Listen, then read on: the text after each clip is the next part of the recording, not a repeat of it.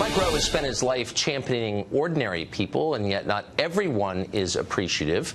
Rowe is narrating a new season of the Discovery Channel's How the Universe Works.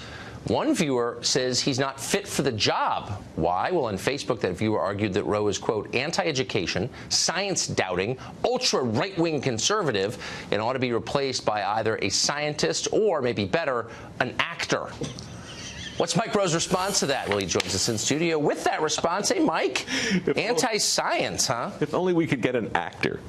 Yeah, just someone kind of write down, someone with authority. Sure. Someone who pretends for a living. Yeah. So what was this about? Who is this person, by the way? I think her name was Rebecca, and she was one of the legions of Facebookers who just kind of cruise around and had an axe to grind. And you know how it works. Anybody can say anything to anybody nowadays. And I generally welcome criticism. In fact, I kind of crave it. It's fun to mix it up.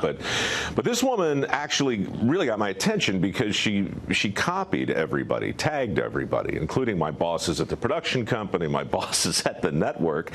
And so she essentially said that because she had an opinion of what my opinions might be on certain things, those opinions of her opinion regarding my opinion might not necessarily be completely congruent with the opinions of scientists that may or may not weigh in on very specific topics regarding the workings of the universe. So, I'm the narrator of this show. I don't improvise. I walk in, I sit down, and I talk in a crisp, well-modulated baritone and tell you about supernovas and quasars and things like that. I mind my own business. I sip my tea in a climate-controlled booth. I don't make trouble with anybody.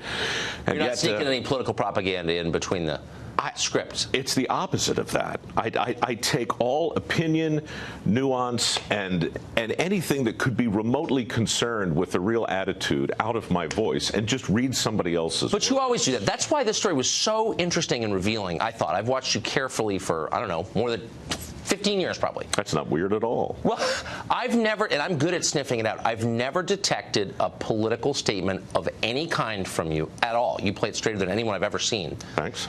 That itself is now a political statement, it seems like. That's what's fascinating about it. It's not what you say, it's what you don't.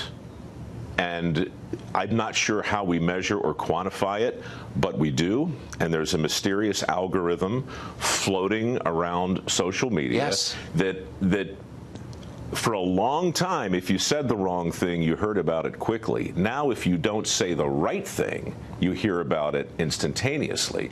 And it makes the conversation about the whole topic nothing short of fascinating. In fact, I thought of you when I was responding to her, which I did in about 1,200 words. I was on a plane, trapped, and had some time on my hands. And, I share your view about social media. I think there's a lot to be concerned about with regard to the way it's used. And I think one day I'll be back here talking to you about the parallels between the Second Amendment and the First Amendment vis-a-vis social media and gun control. I think what I mean to say is it's a tool. And how you use social media today is a major conversation point. And how this woman used it and how I respond to it and what I try to use it for with the show I'm working on and how other people choose to use it, I think it's going to be the issue of our times. But you don't care, for whatever reason, to share your political views, assuming you even have any. I don't even know if you have any. I do. But you don't share them. No. You're rigorous about not sharing them. How long can you keep that up?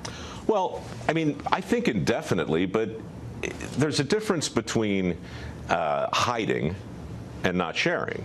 Right. I've never dodged a direct question on Facebook or anywhere. The difference is if you're going to argue, I run a nonprofit foundation, right? Mike Rowe Works is in its 10th year. As you know, we raise money for work ethic scholarships. And if you want to be taken even remotely seriously, not just as a narrator for a show you didn't write, but as the CEO of a foundation with your name in it, you can have an opinion. But if you're going to argue, you argue from the middle. Right. You look at the facts as best you can. You ask for evidence, which is the first thing I did with Rebecca. Her accusations were very clear, but for a pro-science person, her case was conspicuously void of what you might call proof, right? So you can have a good time and challenge people in a grown-up way to at least create the illusion of persuasiveness. But if you can't do that, then you probably ought not own an opinion. Probably not. And I'm never going to ask you your political opinions because I love the fact that you stand as an island in a world of people who can't wait to share theirs. An island in a storm, Tucker. Island in a storm. You are a respite from the squall. Mike Rowe, great to see you, as always. Thanks for having me. Thank you.